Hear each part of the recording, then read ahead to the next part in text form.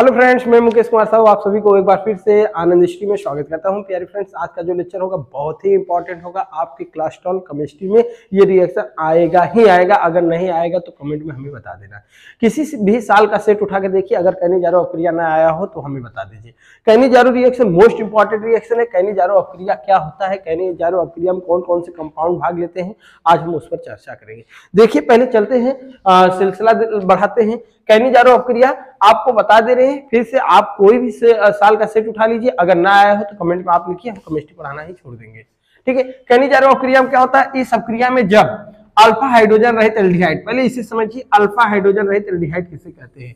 हम बहुत प्यार से लाइन खींच देते हैं, आप लोग उससे उस पर केयर किया करो। अल्फा हाइड्रोजन रहित एल्डिहाइड को, अल्फा हाइड्रोजन रहित एल्डिहाइड को कितने प्रतिशत, 50% सोडियम हाइड्रोक्साइड के उपस्थिति में, इसे भी ध्यान दीजिए, 50% सोडियम हाइड्रोक्साइड के उपस्थिति में गर्म किया जाता है तो एल्डिहाइड का एक और एल्कोहल में, देखिए तो एल्डिहाइड का जो है एक और किसमें, एल्कोहल में क्या हो जाता है, अपचयित हो जाता है। मतलब अपचयित हो जाता है, हाइड्रोजन जुड़ जाता है एल्डिहाइड के एक अणु में, तथा दूसरे अणु में क्या हो जाता है, कार्बोक्सिलिक अम्ल के लवण में ऑक्सीकृत हो जाता है। बस इतना टॉपिक देख लीजिए, आपका ये अपक्रिया हो गया है।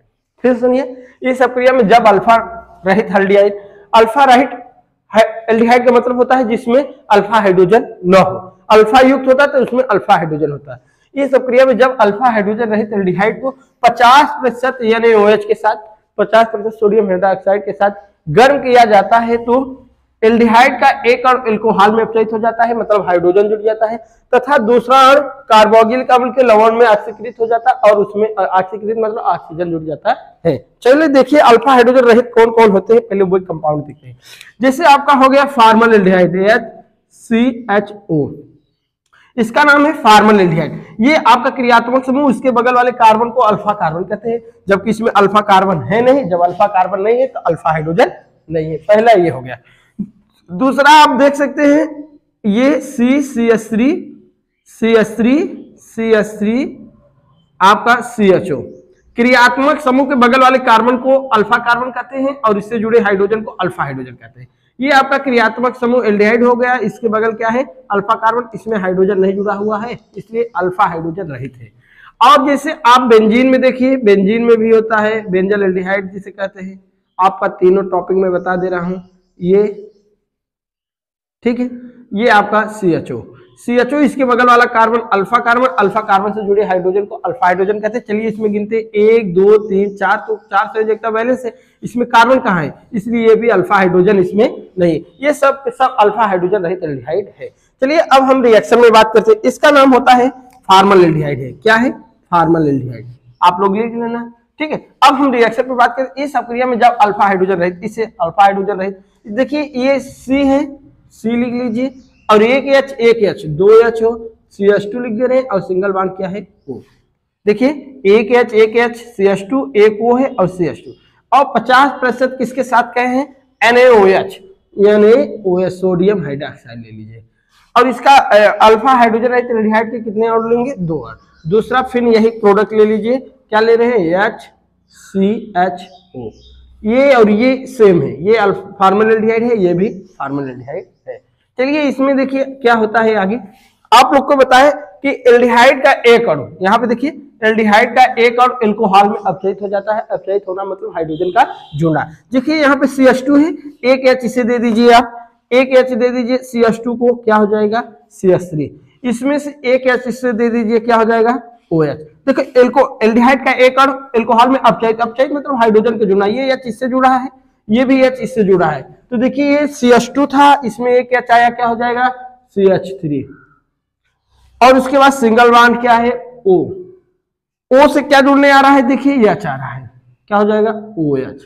तो एल्कोहल में एल्डिहाइड ये जो था फार्मल एल्डिहाइड किसमें परिवर्तित हो गया, एल्कोहल में। तो एल्डिहाइड का एक अणु एल्कोहल में अपचयित मतलब हाइड्रोजन का जुड़ना, ऑक्सीजन के साथ हाइड्रोजन जुड़ गया। उसके बाद दूसरा अणु बोला मैं कि दूसरा और कार्बोक्सिलिक अम्ल के लवण में ऑक्सीकृत मतलब ऑक्सीजन का जुड़ना, ऑक्सीकृत हो। दूसरा और कहाँ बचा हुआ है, ये है। इसमें जब H निकला यहाँ से जब H निकला है, देखिए क्या बच रहा है, HCO बच रहा है, क्योंकि H निकल गया है। और यहाँ पे क्या बच रहा है, ONA, और ONA साथ में दे दीजिए सी के पास जहां से हाइड्रोजन निकला, देखिए यहां से H निकला है तो यहाँ पे क्या देंगे ONA। तो चलिए देखिए अगला प्रोडक्ट क्या बन गया आपका, ये तो H है, H है, C भी है, C भी है। अब C के पास जब H निकला, H के स्थान पे क्या आ रहा है ONA, O पहले से एक O है ONA। देखिए ऑक्सीजन इसमें जुड़ा है, एक ऑक्सीजन इसमें, देखिए एक ही ऑक्सीजन था, इसमें दो हो गया। ऑक्सीजन का जुड़ना ही क्या कहलाता है ऑक्सीकरण, ऑक्सीकरण। तो इस ये तो एल्कोहल में हो गया, इसका नाम मेथिल एल्कोहल है। कौन एल्कोहल है, मेथिल एल्कोहल। और इसका नाम हो गया सोडियम फार्मेट, सोडियम फार्मेट। देखिए ये फार्मिक अम्ल होता, लेकिन जब ऑक्सीकृत हो गया है सोडियम कार्बोक्जिलेट या सोडियम फार्मेट, कार्बोक्जिलिक अम्ल के लवण में ऑक्सीकृत हो गया है। इसी तरह से आप ये वाला ले लीजिए, ठीक है, आप ये वाला भी ले सकते हैं। देखिए आप इसमें चाहे ये ले लीजिए, चाहे ये ले लीजिए, जो कहिए, हम ये ले रहे हैं, आप इसके बाद ये ले लें। CH3 है, इसमें भी अल्फा हाइड्रोजन नहीं है, इसमें भी अल्फा हाइड्रोजन नहीं है। और CHO इसका 50% यानी OH के साथ गर्म कर रहे हैं। दो अणु लेंगे, आपको बताए हैं CH3 C CH3 CHO CH3 CHO। इसका भी हम क्या कर दे रहे हैं, गर्म कर दे रहे हैं। इसको भी हम क्या कर दे रहे हैं, गर्म कर दे रहे हैं। तो देखिए क्या होगा, अब कार्बोक्सिलिक अम्ल का एक अणु, ये एल्डिहाइड है ना, एल्डिहाइड का एक अणु एल्कोहल में अपचयित हो जाता है। ये H दे दीजिए CH को, और इसमें से एक H दे दीजिए O को। CH से तो क्या हो जाएगा CH2, O के पास क्या आ रहा है H, OH हो जाएगा। देख लीजिए CH3 C CH3 CH3 और CH, H था, इसमें क्या आ रहा है एक H, CH2 हो जाएगा, CH2 हो गया।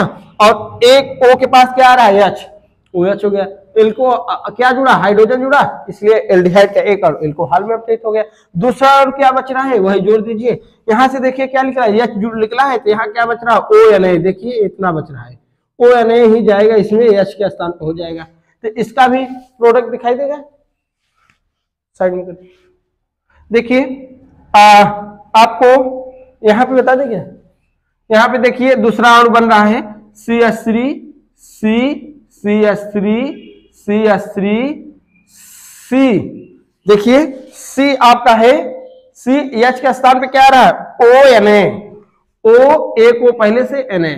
ये देखिए कार्बोक्सिलिक अम्ल के लवण में क्या हो गया, ऑक्सीकृत हो गया। पहला प्रोडक्ट यहाँ पे बना हुआ है जो एल्कोहल में अपचयित हुआ है, दूसरा कार्बोक्सिलिक अम्ल के लवण में अपचयित हो गया है। तीसरा फ्रेंड आप लोग लेंगे ये वाला, ये आप लोग लेके और आप लोग लेके बताएंगे क्या बनेगा, एल्कोहल में कौन प्रोडक्ट बनेगा, आप लोग इसे जरूर बताना, ठीक है। हम दे रहे हैं कमेंट में इसका मेजर प्रोडक्ट बताना आप लोग। देखिए CHO, इसका आप लोग मेजर प्रोडक्ट जरूर बताइएगा, ठीक है।